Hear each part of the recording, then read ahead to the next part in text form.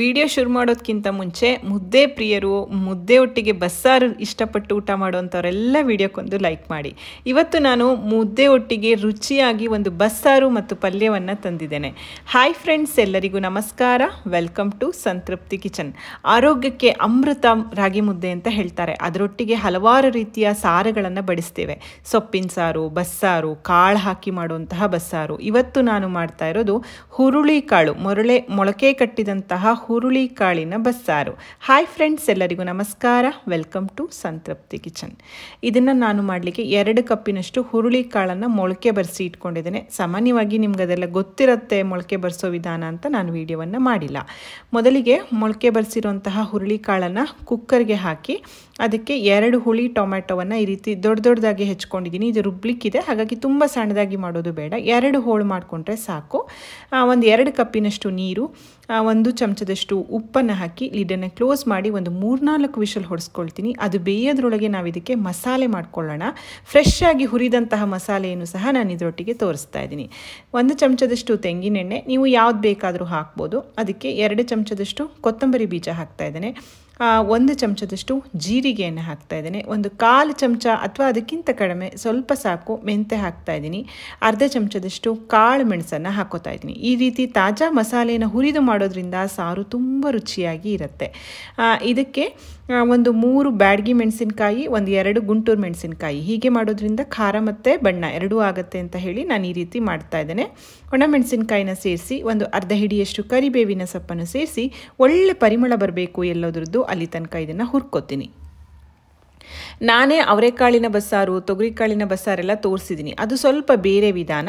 ನೀವು ಇಲ್ಲಿ ಈ ರೀತಿ ಸಹ ಮಾಡ್ಕೊಳ್ಬೋದು. ಇದಕ್ಕೊಂದು ಚಿಟಿಕೆ ಇಂಗು, 1 ಅರ್ಧ ಚಮಚದಷ್ಟು ಅರಿಶಿಣವನ್ನು ಸೇರಿಸ್ಬಿಟ್ಟು ಕಡೆಯಲ್ಲಿ 1 ಅರ್ಧ ಕಪ್ಪಿನಷ್ಟು ತೆಂಗಿನಕಾಯಿ ತುರಿಯನ್ನು ಸೇರಿಸಿ ಫ್ಲೇಮನ್ನು ಆಫ್ ಮಾಡಿ. ಕಾಯನ್ನು ಹಾಕಿ ಏನು ತುಂಬ ಹುರಿಬೇಕು ಅಂತ ಇಲ್ಲ. ಈಗ ಈ ಕಡೆ ನಾವು ಬೇಯಿಸ್ಲಿಕ್ಕೆ ಇಟ್ಟಂತಹ ಮೊಳಕೆ ಕಟ್ಟಿದಂತಹ ಹುರುಳಿಕಾಳು ಸಹ ನೋಡಿ ಹದವಾಗಿ ಚೆನ್ನಾಗಿ ಬೆಂದಿದೆ. ಈ ರೀತಿ ಬೇಯಬೇಕು ಮೆತ್ತಗೆ. ನಂತರ ಅದಕ್ಕೆ ಹಾಕಿರುವಂಥ ಟೊಮ್ಯಾಟೊ ಏನಿದೆ ಅದನ್ನು ತೆಗೆದಿಟ್ಕೊಂಡು ಬಿಡೋಣ. ಇದನ್ನು ನಮಗೆ ರುಬ್ಲಿಕ್ಕಿದೆ ಆಗಲೇ ಹೇಳಿದಾಗೆ, ಹಾಗಾಗಿ 2 ಟೊಮ್ಯಾಟೊಗಳು ಸಹ ಬೆಂದಿದೆ. ಬೆಂದಿರುವಂತಹ ಟೊಮ್ಯಾಟೊವನ್ನು ತೆಕ್ಕೊಳ್ತಾ ಇದ್ದೀನಿ.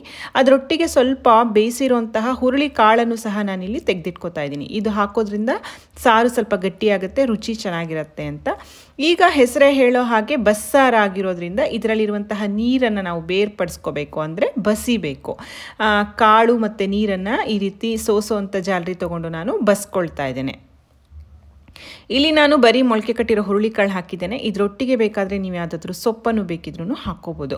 ಈಗ ಹುರಿದಂತಹ ಮಸಾಲೆಯನ್ನು ಮಿಕ್ಸರ್ ಜಾರ್ಗೆ ಹಾಕಿ ಬೇಯಿಸಿದಂತಹ ಟೊಮ್ಯಾಟೊ ಮತ್ತು ಹುರುಳಿಕಾಳನ್ನು ಹಾಕಿ ನೆನೆಸಿದಂತಹ 1 ನೆಲ್ಲಿಕಾಯಿ ಗಾತ್ರದಷ್ಟು ಹುಣಸೆ ಹಣ್ಣನ್ನು ಹಾಕಿ ಚೂರು ನೀರನ್ನು ಹಾಕಿ ಮೊದಲಿಗೆ ಮಸಾಲೆಯನ್ನು ನುಣ್ಣಗೆ ಹರ್ಕೊಂಡು ಬರೋಣ. ಇಲ್ಲಿ ಕಾಯಿ ಮತ್ತು ಕಾಳು ಅದನ್ನೆಲ್ಲ ರುಬ್ಲಿಕ್ಕೆ ಹಾಕಿರೋದ್ರಿಂದ ಸಾರು ಸಹ ಗಟ್ಟಿಯಾಗಿ ಬರುತ್ತೆ. ನೋಡಿ, ಮಸಾಲೆ ಅರ್ಧ ಆಯಿತು. ಈಗ ನಾವು ಬಸಿದಂತಹ ನೀರೇನಿದೆ ಅದಕ್ಕೆ ರುಬ್ಬಿದಂತಹ ಮಸಾಲೆಯನ್ನು ಸೇರಿಸ್ಕೊಂಡು ಹದ ಮಾಡ್ಕೊಳ್ಳಿ. ತುಂಬ ತೆಳು ಮಾಡೋದು ಬೇಡ, ಇದು ಕುದ್ದ ಹಾಗೆ ಗಟ್ಟಿಯಾಗುತ್ತೆ. ಮುದ್ದೆ ಒಟ್ಟಿಗೆ ಮಾಡ್ತಾ ಇರೋದ್ರಿಂದ ಹುಳಿಯಷ್ಟು ಗಟ್ಟಿಯಾಗಿ ಇದ್ದರೆ ಚೆನ್ನಾಗಿರೋದಿಲ್ಲ.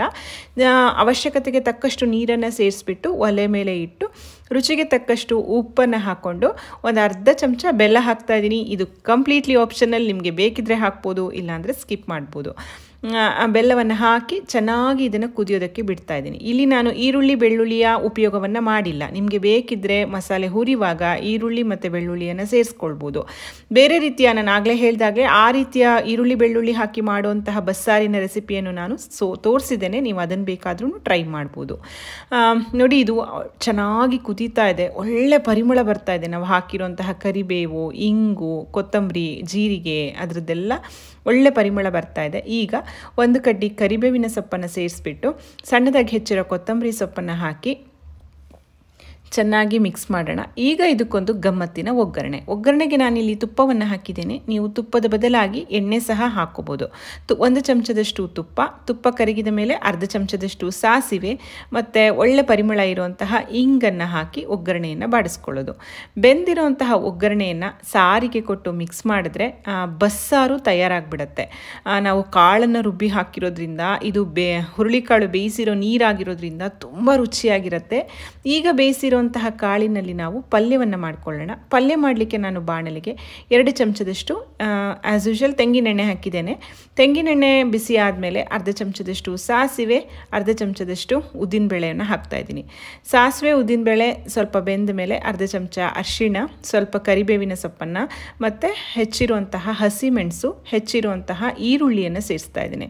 ಇಲ್ಲಿ ಈರುಳ್ಳಿ ಸಹ ಆಪ್ಷನಲ್. ಇದು ನನ್ನ ಮಗಳಿಗೆ ಈರುಳ್ಳಿ ಹಾಕಿದ್ರೆ ತುಂಬ ಇಷ್ಟ ಆಗುತ್ತೆ, ಹಾಗಾಗಿ ನಾನು ಈರುಳ್ಳಿ ಹಾಕಿದ್ದೇನೆ. ನೀವು ಈರುಳ್ಳಿ ಬೇಡ ಅಂದರೆ ಅದನ್ನು ಸಹ ಸ್ಕಿಪ್ ಮಾಡಿ, ಬರೀ ಹಸಿಮೆಣಸನ್ನು ಮಾತ್ರ ಒಗ್ಗರಣೆಗೆ ಹಾಕಿ ಬೇಯಿಸಿರುವಂತಹ ಕಾಳನ್ನು ಹಾಕಿಬಿಟ್ಟು ಪಲ್ಯವನ್ನು ಮಾಡ್ಕೊಳ್ಬೋದು. ಇದು ಮುದ್ದೆ ಒಟ್ಟಿಗೆ ಮಾತ್ರ ಅಲ್ಲ, ಬಿಸಿ ಬಿಸಿ ಅನ್ನಕ್ಕೂ ಸಹ ತುಂಬ ಚೆನ್ನಾಗಿರುತ್ತೆ ಈ ಸಾರು. ಸಾರಿನೊಟ್ಟಿಗೆ ಈ ಪಲ್ಯ ಹೇಳಿ ಮಾಡಿಸಿದಂತಹ ಕಾಂಬಿನೇಷನ್. ಇದಕ್ಕೆ ತುರಿದಂತಹ ತೆಂಗಿನಕಾಯಿ ತುರಿ, ರುಚಿಗೆ ತಕ್ಕಷ್ಟು ಉಪ್ಪು, ಒಂದು ಅರ್ಧ ಕಡಿಯಷ್ಟು ನಿಂಬೆಹಣ್ಣಿನ ರಸವನ್ನು ಸೇರಿಸಿ ಮಿಕ್ಸ್ ಮಾಡೋಣ. ಆಲ್ರೆಡಿ ಕಾಳು ಚೆನ್ನಾಗಿ ಬೆಂದಿರೋದ್ರಿಂದ ಏನು ತುಂಬ ಬೇಯಿಸಬೇಕನ್ನೋ ಅಗತ್ಯ ಏನಿಲ್ಲ. ಒಗ್ಗರಣೆಯಲ್ಲಿ ಒಮ್ಮೆ ಇದನ್ನು ಮಿಕ್ಸ್ ಮಾಡಿಕೊಂಡ್ರೆ ಸಾಕು. ಈಗ ಸಣ್ಣದಾಗಿ ಹೆಚ್ಚಿರೋ ಕೊತ್ತಂಬರಿ ಸೊಪ್ಪನ್ನು ಹಾಕಿ ಫ್ಲೇಮನ್ನು ಆಫ್ ಮಾಡಿಬಿಟ್ರೆ ರುಚಿಯಾಗಿರುವಂತಹ ಹುರುಳಿ ಕಾಳಿನ ಪಲ್ಯ ಸಹ ತಯಾರಾಯಿತು.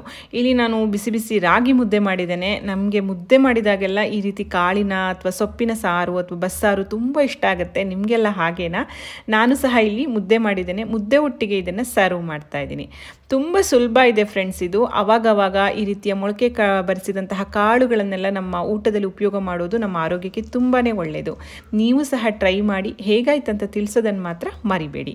ನೋಡಿದ್ರಲ್ಲ, ಈಸಿ ಇದೆ. ಅದಕ್ಕೂ ಮುಂಚೆ ವಿಡಿಯೋ ಇಷ್ಟ ಆಗಿದ್ರೆ ದಯವಿಟ್ಟು ವಿಡಿಯೋವನ್ನು ಲೈಕ್ ಮಾಡಿ, ನಿಮ್ಮ ಫ್ರೆಂಡ್ಸ್ ಆ್ಯಂಡ್ ಫ್ಯಾಮಿಲಿ ಜೊತೆ ಶೇರ್ ಮಾಡಿ. ಮತ್ತೊಂದು ರುಚಿಯಾದ ಅಡುಗೆಯೊಂದಿಗೆ ಮತ್ತೆ ಸಿಗ್ತೇನೆ. ಅಲ್ಲಿವರೆಗೂ ಧನ್ಯವಾದಗಳು. Thank you for watching. Thank you.